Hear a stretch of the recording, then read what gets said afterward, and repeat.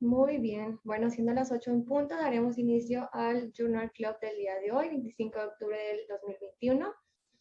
Yo soy la doctora Ana Karen Chávez Ruiz, soy residente de primer año del Servicio de Alergia e Inmunología Clínica. El día de hoy agradezco a el doctor José Ignacio Canseco Villarreal por haberme asesorado para realizar esta presentación. El primer artículo que revisaremos tiene por nombre Biológicos para el uso en urticaria crónica espontánea, ¿cuándo y cuál? Muy bien. Este artículo fue publicado en el Journal de Alergia e Inmunología Clínica in Practice. Este tiene un factor de impacto de 8.861, con una fecha de publicación en marzo del 2021. Al momento cuenta con 7 citaciones. Su autor principal es el doctor Marcus Maurer.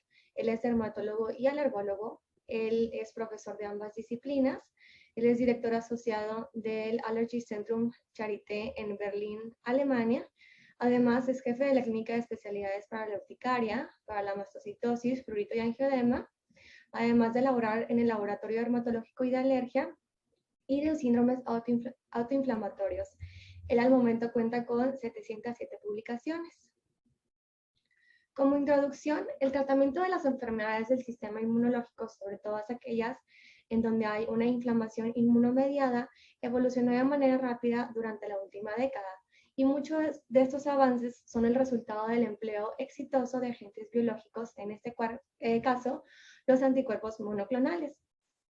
Este artículo básicamente es una revisión centrada en el uso actual y futuro de la terapia con biológicos para el tratamiento de la urticaria crónica, donde hablaremos acerca de los nuevos blancos identificados y que hasta el momento demuestran ser efectivos en sus ensayos clínicos. Muy bien. Se sabe que la urticaria crónica espontánea es un trastorno cutáneo interno que no se debe a cualquier agente exógeno. Aunque su causa aún es debatible, toda la evidencia apunta a que se trate de una etiología autoinmune. Esto debido a que hay una asociación con otros trastornos autoinmunes, como lo son la tiroiditis de Hashimoto, el vitiligo, la diabetes mellitus tipo 1. Además, ya que se ha evidenciado un aumento en la incidencia de la producción de autoanticuerpos, con evidencia de anticuerpos antinucleares con patrón moteado en un 30%, IgG antitiroidea en hasta un 25%, también la evidencia de autoanticuerpos IgE antiperoxidasa tiroidea en un 70%, además de la evidencia de autoanticuerpos que se consideran patogénicos o patológicos, entre ellos IgG antirreceptor de IgE de alta afinidad hasta un 30 al 45%, anti-IgE hasta el 5 al 10% y IgE anti-interleucina 24 con una prevalencia pues mucho más elevada del 70 al 80%. Aquellos pacientes con urticaria crónica espontánea con anticuerpos IgE, autoanticuerpos IgE, se pueden subclasificar como dentro de una categoría de autoalergia. Vamos a tener que la propuesta inicial del omalizumab como agente terapéutico para la urticaria crónica espontánea se basó en su unión a la inmunoglobulina E, ocasionando la disminución de los receptores de alta afinidad de IgE, además de la disminución de la densidad del antígeno al que se dirige la IgG anti-receptor de alta afinidad de IgE. La reacción el entrecruzamiento, la reacción de estos receptores va a ser un requisito indispensable para la activación celular, y esta se va a encontrar disminuida al utilizar el omalizumab. De igual manera se va a encontrar una disminución de la activación del complemento, y de esta manera se elimina así el aumento de la secreción contribuida por la interacción de CEL5A con su receptor correspondiente. Vamos a ver que la urticaria crónica espontánea se va a caracterizar por la activación cutánea de células cebadas, la liberación de histamina, leucotrienos, del factor activador de plaquetas, así como de citocinas como la interleucina 1, el factor de necrosis tumoral alfa. Del más importante de los factores vasoactivos va a ser la histamina. Como mencioné, otras citocinas, incluso quimiosinas como el MCP1, RANTES y las eotaxinas, también van a ser liberadas. Estas últimas proteínas van a inducir la activación de las células endoteliales y las quimiosinas van a provocar la migración de células sanguíneas a la piel de una manera o de una distribución perivascular. Esto a nivel cutáneo. El infiltrado que se va a observar va a ser de predominio bueno, va a haber diferentes células implicadas, pero vamos a encontrar que hay linfocitos T, siendo sobre todo los de subtipo TH2, y en una menor cantidad las TH1. Vamos a encontrar eosinófilos, basófilos, y también vamos a encontrar células cebadas. ¿Ok? Vamos a ver que todas estas células se van a infiltrar en la piel y van a ser activadas y van a secretar una variedad de diferentes citocinas. Los linfocitos T van a producir de manera local diferentes citocinas. Los eosinófilos también van a secretar la proteína básica mayor del eosinófilo, que se va a encontrar de manera abundante en el intersticio. Y además los basófilos pues también van a tener participación aquí. Y bueno, la basopenia y la eosinopenia van a reflejar esta migración que hay hacia el nivel cutáneo. ¿Ok? Es por eso que podemos evidenciar en ocasiones estas alteraciones pues, en la biometría hemática. Muy bien. Y bueno, el fundamento de desarrollar nuevos agentes se va a basar en las contribuciones ya mencionadas para la formación de ronchas y que esta puede ser inhibida con la supresión significativa de los síntomas. Vamos a ver que estos enfoques que se consideran en la actualidad requieren de diferentes estudios doble ciego que sean controlados con placebo, con grandes poblaciones de pacientes y estudios comparativos para poder establecer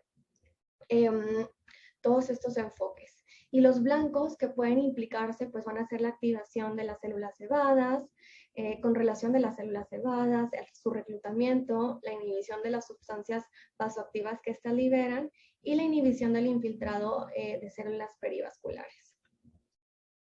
Al momento solo contamos con 4 medicamentos en los que existe un acuerdo general de eficacia, pero solo se recomiendan los 3 primeros. Tenemos a los antihistamínicos, al omalizumab, a la ciclosporina y a los glicocorticoides. Como sabemos, los antihistamínicos se van a dirigir al receptor H1 para poder bloquear los efectos principales de la histamina.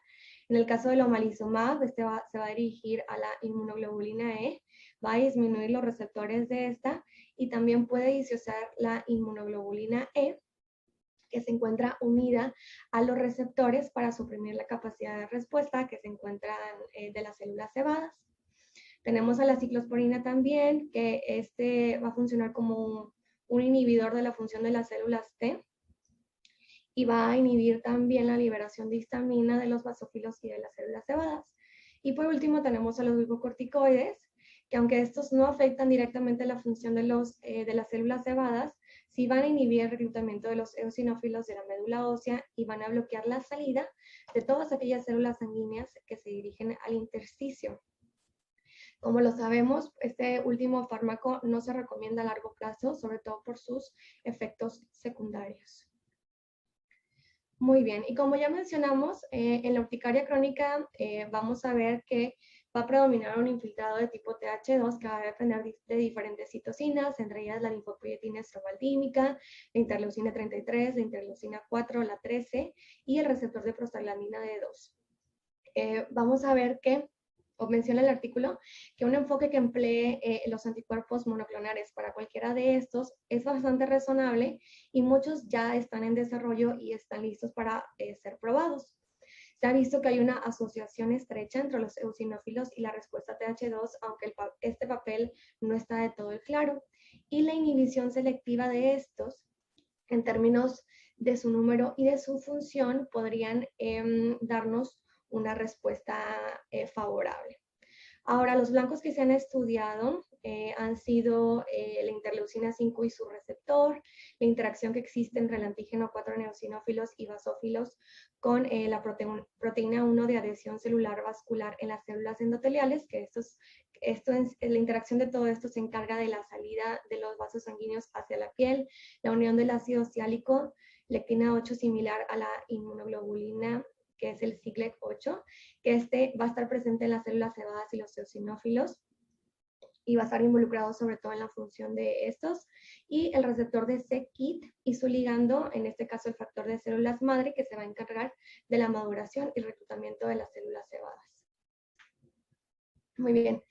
El omalizumab es el único biológico que tiene licencia para su uso en la urticaria crónica espontánea.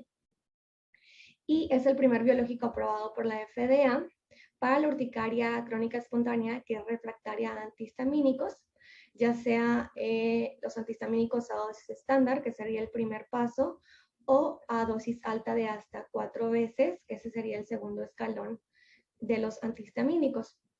Como sabemos, es un anticuerpo monoclonal IgG1 anti-IgE recombinante humanizado, y en este caso se recomienda para su uso en el tercer paso del tratamiento. Muy bien. En cuanto a los mecanismos de acción del omalizumab en la urticaria crónica espontánea, los mecanismos precisos siguen sin estar del todo claros, pero lo que se ha observado es que hay una eficacia en este grupo de pacientes. Lo que se ha observado es que hay una reducción en los niveles de IgE libre. Esto va a resultar en una disminución del número de receptores, que esto tarda hasta 3 días en los basófilos después de una dosis única de omalizumab. Los estudios de la expresión del receptor de alta afinidad de la IgE en basófilos se demuestra que los pacientes con múltiples tipos de urticaria crónica tienen una mayor expresión comparado contra los controles sanos, y estos receptores pueden reducirse en 4 semanas. La reducción de la expresión del receptor de alta afinidad de IgE en las células cebadas toma mucho más tiempo que en el de los basófilos. Los niveles promedio de células cutáneas positivas para el receptor de alta afinidad de IgE en pacientes con urticaria crónica espontánea que son tratados con dosis de 300 miligramos de omalizumab disminuyeron a la semana 12, pero no en la semana 4. Muchos de estos pacientes responden en días, sin embargo, unos tardan un poco más, hasta semanas o después de meses de tratamiento. Y hay varios mecanismos los cuales pueden explicar el porqué de esta variación en el tiempo de respuesta al omalizumab. En aquellos pacientes que hay una urticaria crónica espontánea impulsada por una autoalergia, en aquellos en donde hay autoanticuerpos IgE, anti-IL-24, la reducción rápida de esta IgE libre va a resultar en un agotamiento rápido de los autoanticuerpos de tipo IgE. Se ha visto que los pacientes que responden en 4 y 16 semanas puede ser explicado por una disminución del receptor, siendo este un proceso continuo. Y bueno, el omalizumab tiene muchos otros efectos que pueden tener relevancia al mecanismo de la urticaria crónica. Y se ha visto que hay una reducción de la liberación de las células cebadas, hay una reversión de la vasopenia, mejora en la función de los basófilos y hay una reducción de los autoanticuerpos IgE plasmáticos. Además, este también tiene efectos sobre la expresión genética en la piel. En un estudio doble ciego controlado con placebo, en donde se aleatorizaron 20 pacientes con omalizumab y 10 pacientes con placebo, a estos les tomaron biopsias de piel lesionada y no lesionada. Se realizaron análisis de micromatrices para poder evaluar los cambios en la transcripción de genes y se encontró que aquellos con omalizumab presentaron una normalización de la firma genética de la piel que se encontraba lesionada. La eficacia del omalizumab también está bien establecida en ensayos controlados aleatorizados de urticaria crónica espontánea, pero también se ha utilizado en pacientes con urticaria crónica inducible. Desde 2018 se ha reportado evidencia sólida de su efectividad en el dermografismo sintomático, la urticaria por frío y la urticaria solar.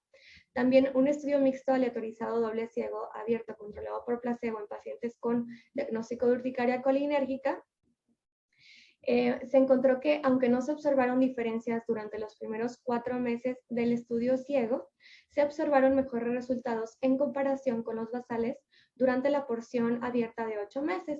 Esto concluyendo que se requieren tratamientos más prolongados para la urticaria colinérgica.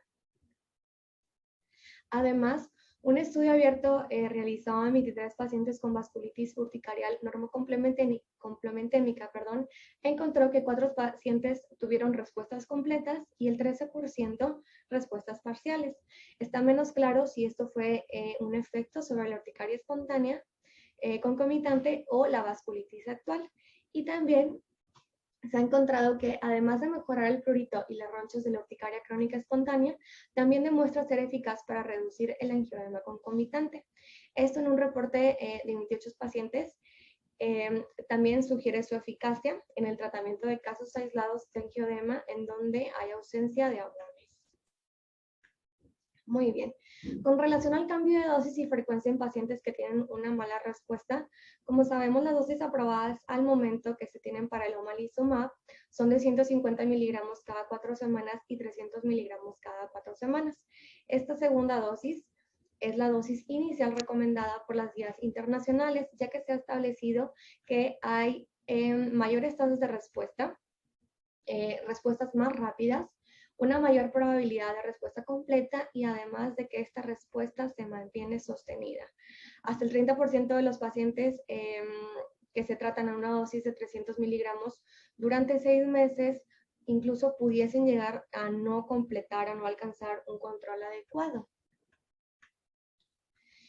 Y bueno, varios estudios también han encontrado que una proporción de los pacientes con urticaria crónica espontánea pueden ser tratados de manera eficaz con dosis mayores a los 300 miligramos. Es importante mencionar que al momento no se cuenta con una aprobación por la FDA para el manejo con estas dosis. ¿Qué es lo que se han hecho en diversos estudios? Se llevan a cabo protocolos en donde se va aumentando la dosis de manera escalonada y esto es basado en el control de la enfermedad, ya sea utilizando el test control de la urticaria o la puntuación de la actividad de la urticaria. Y también es importante recalcar que pues, no se evalúa dosificacia a estas dosis. De la mayoría de los estudios reportados, la mayoría de estos utilizaron dosis de 400 miligramos cada 4 semanas, aunque unos pocos llegaron a utilizar 600 miligramos cada 4 semanas y 600 miligramos cada 2 semanas. Un estudio realizado en Holanda llevó a cabo un protocolo en donde en este grupo de pacientes con urticaria crónica espontánea y una mala respuesta, se inició con una dosis de 300 miligramos cada 4 semanas, la establecida por guías internacionales. En caso de observarse que hubiera una respuesta insuficiente después de 5 dosis, esta dosis aumentaba hasta de 450 a 600 miligramos cada 4 semanas. En caso de que estos continuaran con una respuesta insuficiente después de 3 dosis de 600 miligramos, se optaba por incrementarla a 600 miligramos cada 2 semanas por 2 dosis consecutivas. En este estudio se incluyeron a 122 pacientes que recibieron una dosis de 300 miligramos, 11 pacientes con 450 miligramos y únicamente 33 pacientes que recibieron 600 miligramos. Además, ¿cuáles fueron los resultados de este estudio holandés? Que el aumento de la dosis demostró una mejoría en el 61% de los pacientes, que fueron 27 pacientes que fracasaron con dosis convencionales, 14 pacientes tuvieron una respuesta completa y 13 pacientes tuvieron una respuesta parcial. Y ninguno de los que recibió una dosis de 600 miligramos cada 2 semanas pues tuvo una respuesta favorable. Por otro lado, un estudio español estudió y analizó las diferencias en 187 pacientes que recibieron dosis estándar versus 79 que requirieron de una dosis más alta. Los predictores de una respuesta al aumento de dosis que fueron encontrados fueron la obesidad, tener una edad mayor a 57 años y haber recibido previamente ciclosporina. Muy bien. En cuanto igual al cambio de dosis, a diferencia del asma, donde la dosis sí se basa en el peso y en donde se aprueban dosis de 375 miligramos cada 2 semanas, estos ajustes no se consideran para la urticaria crónica espontánea.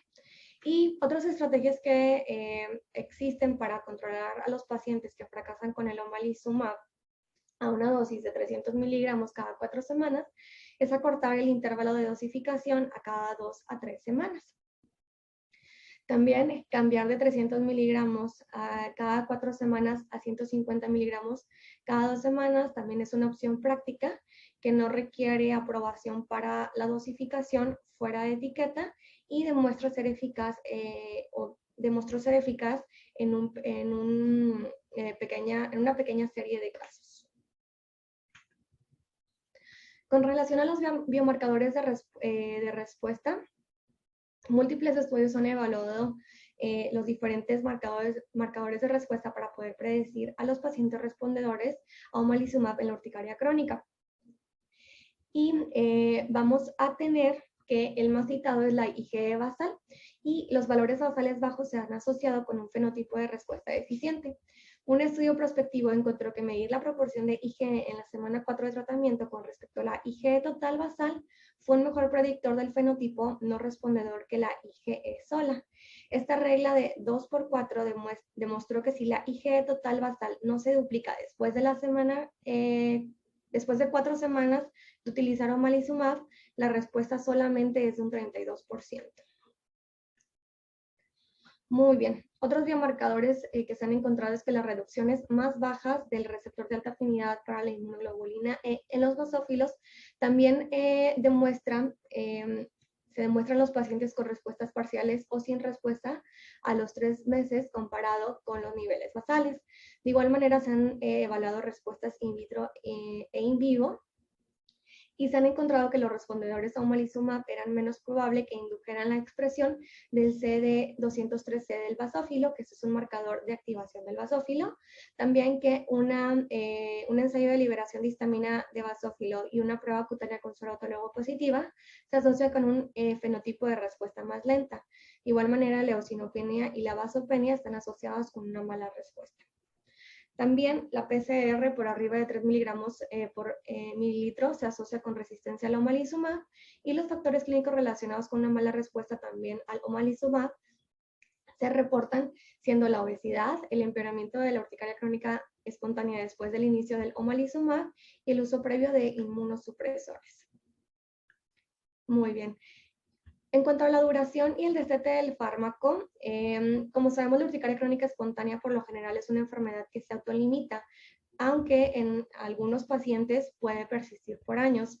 El omalizumab no demuestra modificar la enfermedad o ser curativo, pero sin embargo sí controla los síntomas de la urticaria crónica espontánea activa.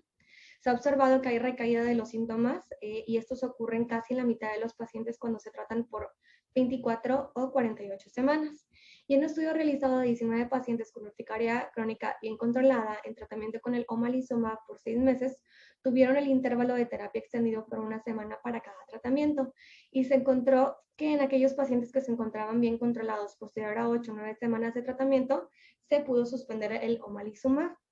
Y aquellos que fracasaron presentaron recaídas en el intervalo de 5 a 6 semanas a la dosificación. Muy bien. Los autores de este estudio recomiendan un mínimo de 8 semanas para poder determinar el descontinuar el omalizumab. La duración óptima para poder decidir la reducción se desconoce, pero los factores que se han asociado con la mayor duración de la urticaria crónica son la mayor gravedad de la enfermedad al inicio, una urticaria crónica inducible concomitante, la presencia de angioedema y una edad de inicio más avanzada. En cuanto a las poblaciones especiales, ha sido aprobado para el tratamiento de urticaria crónica espontánea a partir de los 12 años. Una revisión sistemática realizada en este grupo de pacientes menores a 12 años con omalizumab encontró que había una respuesta adecuada en la urticaria crónica espontánea, en la urticaria solar y en la urticaria por frío sin reportarse efectos adversos. En el caso del grupo de las embarazadas, se llevó a cabo un estudio que se llama SPECT. Se llevó a cabo en 230 embarazadas que recibieron omalizumab y que tenían diagnóstico de asma, y en ellas no se encontró mayor riesgo de padecer anomalías congénitas o muertes fetales. Sin embargo, es importante recalcar que hay muy pocos datos para su uso en el grupo de embarazadas o de lactantes. El uso fuera de etiqueta en urticaria crónica de biológicos que tienen licencia para el tratamiento de enfermedades distintas a la urticaria crónica espontánea Bueno, el uso no autorizado de productos biológicos disponibles para la urticaria crónica va a incluir el tratamiento con diferentes biológicos como son el dupilumab, el benralizumab, el mepolizumab, racilizumab, entre otros. Y vamos a empezar primero con el dupilumab.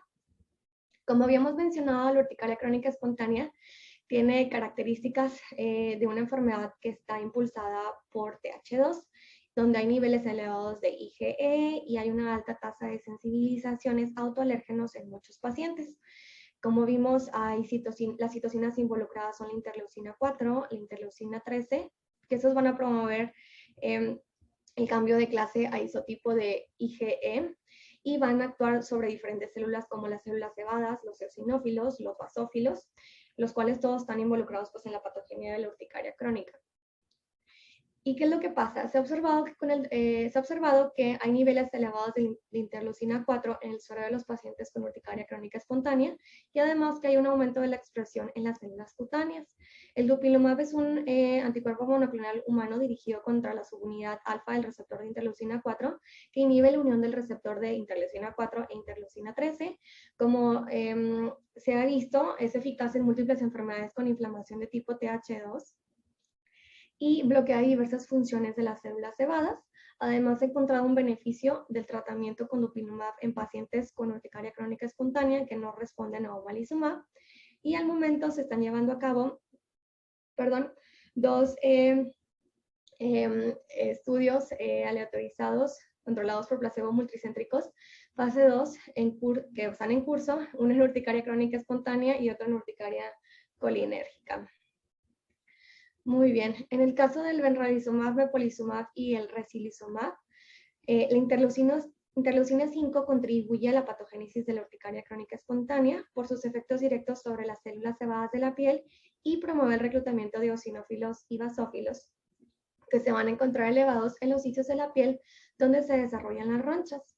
Y como habíamos mencionado, una alta actividad de la enfermedad se traduce a nivel laboratorial con eosinopenia y vasopenia. Vamos a tener que el benralizumab, que es un anticuerpo antirreceptor de interleucina 5, y los anticuerpos anti-L5, que son mepolizumab y racilizumab, están autorizados para el tratamiento del asma. Y al momento han sido utilizados de manera exitosa para tratar a pacientes con urticaria crónica espontánea, con urticaria crónica inducible e incluso en pacientes que tienen ambas. Y siguiendo al secukinumab, la interleucina 17 se asocia con muchos trastornos inmunitarios y la urticaria crónica espontánea no es la excepción, ya que se reportan niveles séricos elevados de la interleucina 17 en este grupo de pacientes y se relaciona también con una alta actividad de la enfermedad. La expresión de la interleucina 17 va a estar aumentada en la piel de estos pacientes y el secukinumab es un anticuerpo monoclonal anti-IL-17. En un estudio se encontró que este redujo de manera notable la actividad de la enfermedad en pacientes con urticaria crónica espontánea que eran refractarios a otros tratamientos, incluyendo el omalizumab y la ciclosporina. El uso del omalizumab para la urticaria crónica inducible, un número creciente de estudios incluidos aquellos ensayos clínicos controlados aleatorizados, indican que posee beneficios sustanciales en el tratamiento fuera de etiqueta de pacientes con esta enfermedad. Y la evidencia más sólida es para el dermografismo sintomático, la urticaria por frío y la urticaria solar. En el caso del ligelizumab, y bueno, antes de eso mencionarles que hay otros biológicos que se encuentran en desarrollo para la urticaria crónica y que van a tener diferentes objetivos. Basados en reducir la activación de las células cebadas, bloquear las vías de activación o incluso activando aquellos receptores inhibidores o disminuyendo los números de las células cebadas. Y empezando con el igelizumab, este es un anticuerpo monoclonal IgG humanizado que se une a la IgE. Este es similar al omalizumab en que se une a epítopos específicos en la región C, epsilon 3 de la IgE, bloqueando la interacción de la IgE con sus receptores. Y va a ser diferente al omalizumab en que tienen un epítopo de unión de Ig diferente, tienen una mayor afinidad por la IgE y además hay una menor tasa de disminución y no se disocia de la IgE preunida que se encuentra en las células cebadas y los basófilos. En un estudio clínico controlado aleatorizado de fase 2, demostró tener una eficacia superior comparado contra el placebo y contra omalizumab, con una rápida aparición de los efectos, un beneficio que es dosis dependiente y que también hay un mayor tiempo para la recaída después de que se suspende el tratamiento. Actualmente se encuentran en estudio de fase 3 en adultos y en adolescentes que padecen urticaria crónica espontánea. Muy bien. En el caso del GI 310, esa es una proteína de fusión IgE-TRAP FC de acción prolongada que se va a unir a la IgE circulante, como es el omalizumab y el igelizumab. Va a exhibir una unión más alta y duradera a la IgE comparado al omalizumab y va a inhibir la degranulación de las células cebadas mediadas por la IgE humana de manera mucho más potente. A diferencia del omalizumab, el GI 301 no se une al receptor gamma y esto hace que haya una reducción del riesgo de inducir reacciones de hipersensibilidad. Y bueno, se encuentra bajo desarrollo de igual manera para la urticaria crónica espontánea. En el caso del tezepelumab, hay que recordar que la linfopoietina somaltímica pues, es una alarmina y una citocina que va a inducir al sistema inmune innato de tipo 2.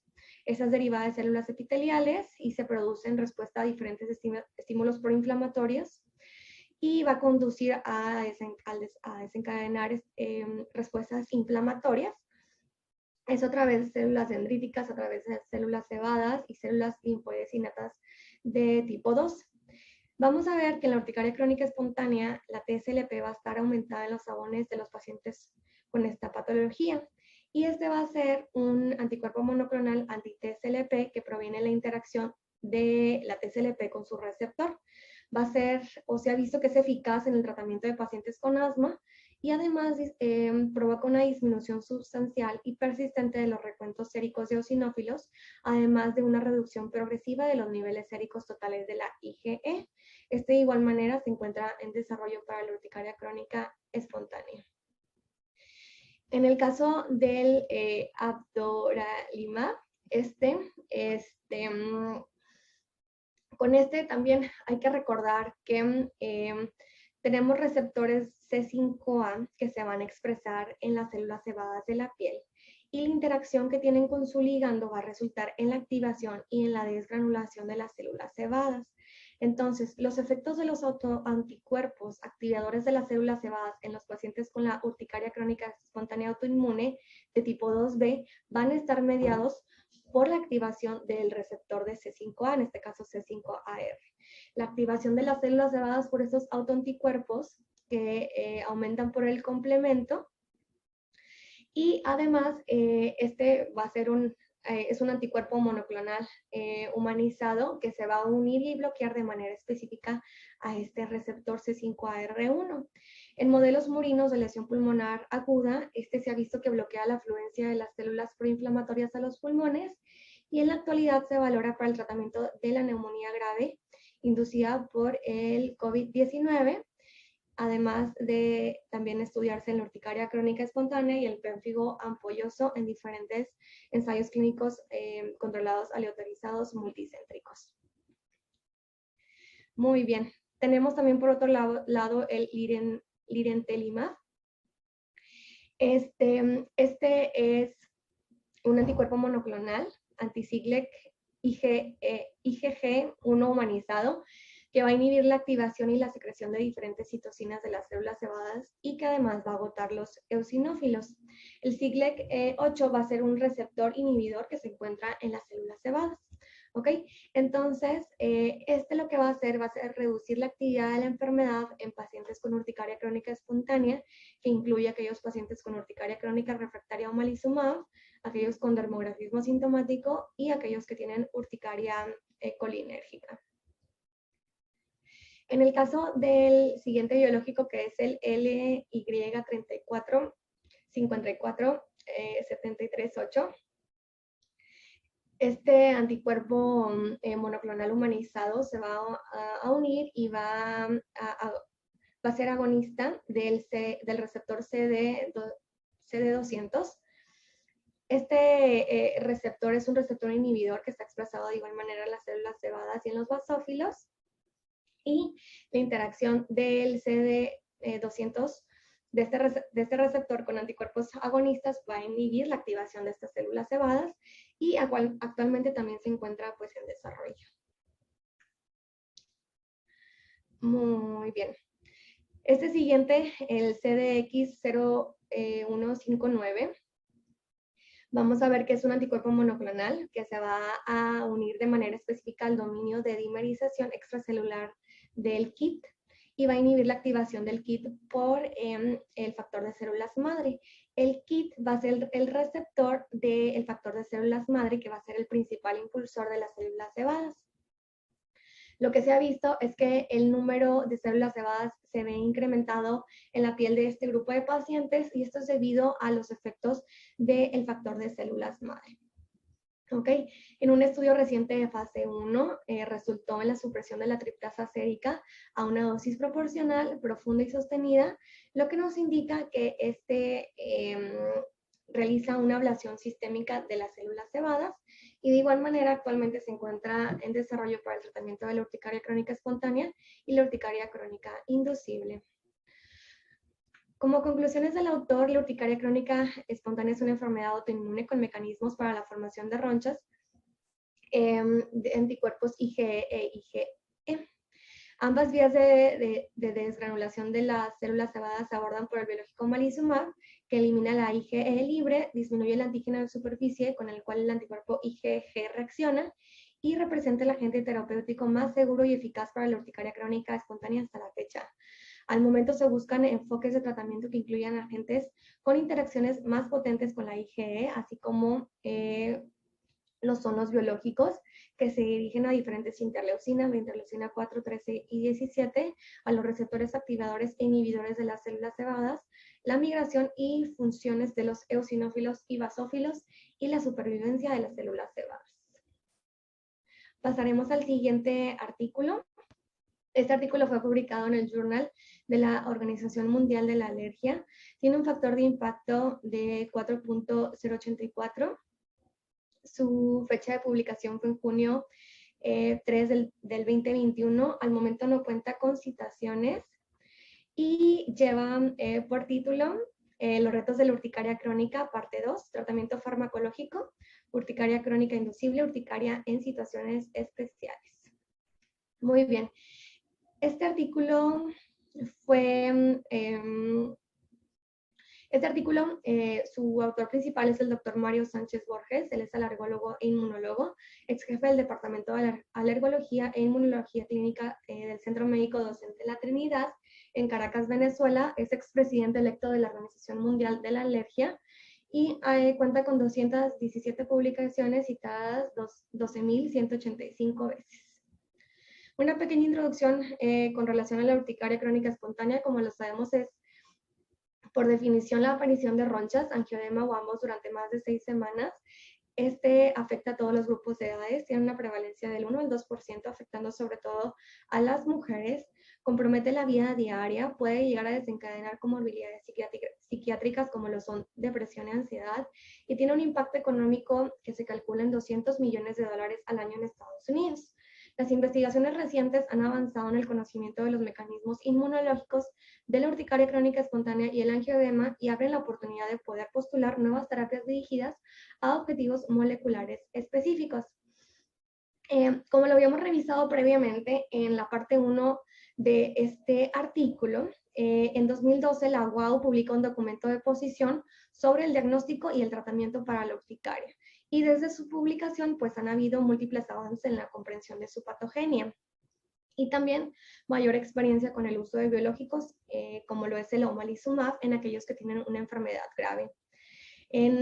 Por todos estos motivos, la UAU decide iniciar una revisión actualizada de este documento que se dirige a los médicos de todo el mundo e incorpora la información más reciente.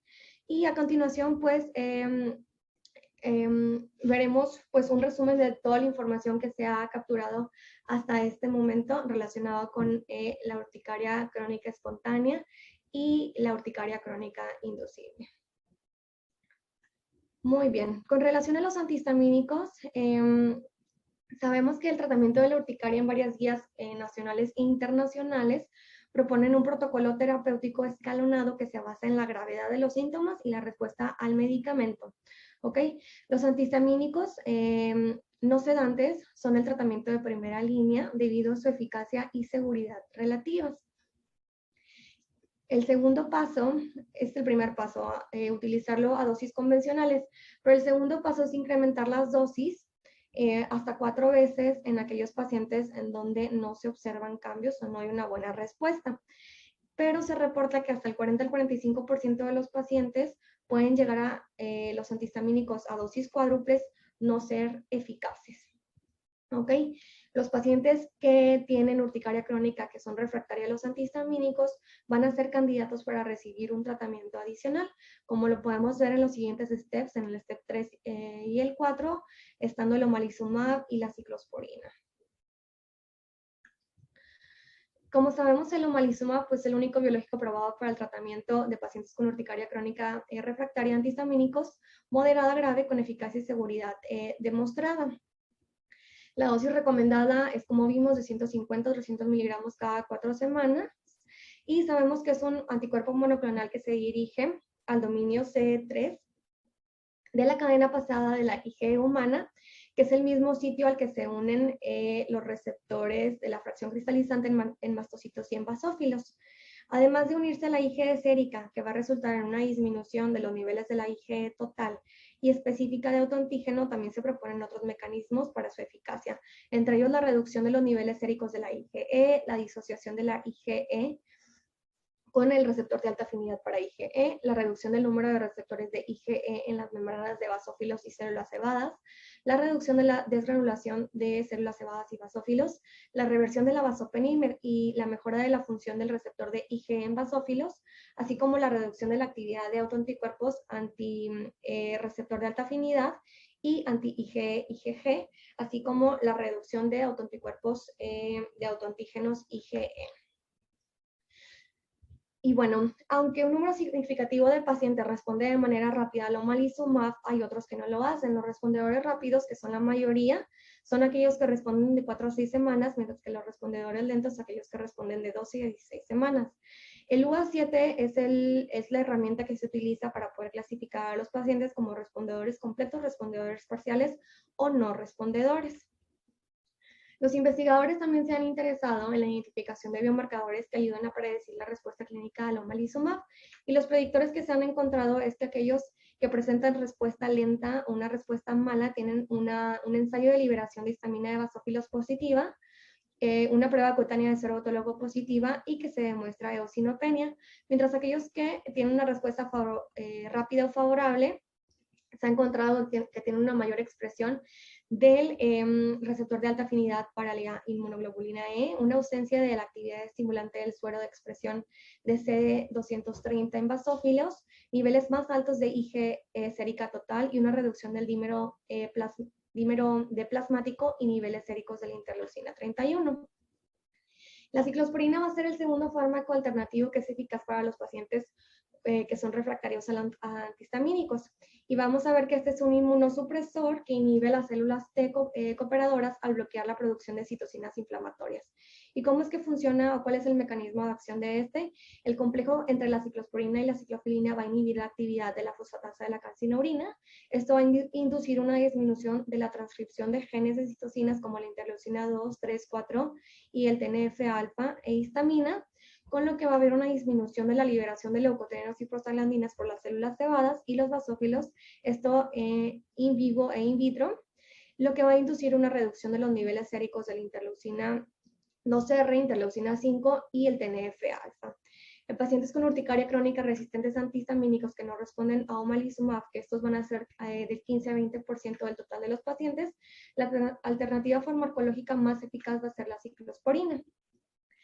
Y bueno, la tasa de respuesta a dosis de 4 miligramos por kilo al día en adultos se reporta que va del 60 al 70%. Sin embargo, otros autores han reportado tasas menores del 26 al 30%. Un metaanálisis realizado para valorar las tasas de respuesta encontró que hasta en el 54% de los pacientes hay una tasa de respuesta a las 4 semanas, 66% a las 8 semanas y una mayor tasa de respuesta en más tiempo, esto siendo las 12 semanas. Los inhibidores de la calcineurina son los preferidos por algunos médicos para tratar la urticaria grave y también lo utilizan como una terapia adyuvante para la urticaria crónica espontánea de difícil control. Cabe recalcar que la ciclosporina tiene los siguientes efectos secundarios que son la hipertensión, la nefrotoxicidad, el dolor de cabeza, inducir náuseas, dolor abdominal e incluso infecciones, por lo que al establecer un tratamiento con la ciclosporina se recomienda el seguimiento cada 6 semanas de las cifras tensionales, la función renal y los niveles de ciclosporina. Y en cuanto a predictores de respuesta con ciclosporina, se han visto que una prueba de activación de basófilos y un ensayo de liberación de histamina de basófilo positivas se relacionan con mejores respuestas a este tratamiento. Algunos predictores de respuesta exitosa también son una duración corta de la enfermedad y una gravedad mayor de manera inicial. Y los niveles basales de dímero muestran una alta correlación significativa negativa con la respuesta a la ciclosporina y el dímero D se considera como un buen marcador de actividad de la enfermedad que va a ser útil para el monitoreo de la respuesta clínica al tratamiento con la ciclosporina. Y bueno, se cuenta con fármacos alternativos que no han sido validados, han sido utilizados en el pasado para el tratamiento de la urticaria crónica refractaria y en la actualidad no se recomienda ya que no han sido sometidos a investigaciones controladas. Aquí hay un listado de algunas, entre ellas encontramos a la dapsona, al ácido tranexámico, vitamina D, fototerapia, aciatoprina, betagonistas, entre otros. Y en cuanto a los biológicos y moléculas pequeñas en investigación, que fueron las que revisamos en el artículo previo, todas estas son las que están siendo investigadas. No andaré mucho en esto, ya que ya lo mencionamos. Aquí nada más para que lo revisten posteriormente. Aquí vienen divididas dependiendo de la estrategia o hacia quién se dirigen y cuáles son los fármacos o los biológicos que se encuentran pues, actualmente en estudio. Y, en cuanto al tratamiento de condiciones especiales asociadas a la urticaria, algunos trastornos clínicos adicionales que están asociados a lesiones de urticaria van a incluir los síndromes autoinflamatorios y otras formas de vasculitis urticarial. Tenemos el síndrome de Schnitzler, que se caracteriza por hiperostosis, linfadenopatía, fiebre intermitente y gamopatía monoclonal de tipo IgM. El tratamiento es basado en antihistamínicos de segunda generación y glucocorticoides sistémicos y de manera alternativa se han utilizado anticuerpos monoclonales anti-interleucina 1 como anakinra o canakinumab. Tenemos otros síndromes también como el síndrome periódico asociado a criopirina y la vasculitis urticarial, en donde se utiliza el canakinumab. En el caso de la urticaria crónica inducible, hablaremos un poquito acerca de ella. Como sabemos, esta es causada o inducida por un estímulo externo específico y va a ocurrir después de una exposición específica y que es reproducible. Tenemos diferentes agentes que pueden desencadenarlos, como son la fricción, el frío, la presión, la luz, el calor, la vibración, el agua, el calentamiento del cuerpo o el contacto con un agente urticariogénico. El diagnóstico final se va a basar en la historia del paciente y los resultados que nos arrojen las pruebas. Vamos a empezar con en el paciente que se sospecha la urticaria inducida por frío. En esos pacientes vamos a tener la aparición de ronchas después de la exposición al frío o después de enfriar y recalentar la piel. Estas ronchas aparecen en minutos y duran alrededor de 1 hora. Para poder determinarla, se utiliza la prueba de provocación con cubo de hielo, que de manera tradicional esta va a consistir en colocar en la superficie volar del antebrazo un cubito de hielo durante 5 minutos. El sitio se evalúa después de 10 minutos, después del retiro del cubo del hielo, y una reacción en donde se evidencia roncha y eritema se va a considerar como una prueba positiva. Si es posible, se deben también realizar pruebas de umbral, sobre todo en aquellos pacientes con pruebas de provocación positiva. Se encuentra el dispositivo TempTest, que puede ser utilizado para determinar el umbral de esta temperatura. Y que es este umbral de la temperatura, es la temperatura más alta que va a inducir una reacción de prueba positiva y va a ser de utilidad, sobre todo para evitar que estos pacientes eviten temperaturas que pudiesen llegar a ser peligrosas para ellos. Y también, en caso de que no contemos con el dispositivo TempTest, podemos utilizar la prueba del cubo de hielo para determinar el tiempo de umbral de estimulación, que va a ser la duración más corta de la exposición al frío que va a causar una reacción positiva. Perdón. El umbral del tiempo de estimulación con cubitos de hielo menores a 3 minutos se va a asociar con una mayor actividad de la enfermedad. En el caso de los pacientes en donde se sospeche de dermografismo sintomático, vamos a ver que esta va a ser la urticaria física más común, va a ser causada por tocar la piel con diversos grados de presión y en estos pacientes van a tener antecedente de prurito sin erupción visible que va seguida de abones lineares. Se cuentan con dermografómetros, que son unas herramientas que pueden medir de una manera más uniforme y mesurable la presión que estamos ejerciendo para ver si se desencadenan las lesiones o no. Y la provocación se va a realizar al tocar la piel con una presión firme, ya sea una batelenguas, la parte superior de un bolígrafo, idealmente un dermografómetro, y una roncha lineal sin el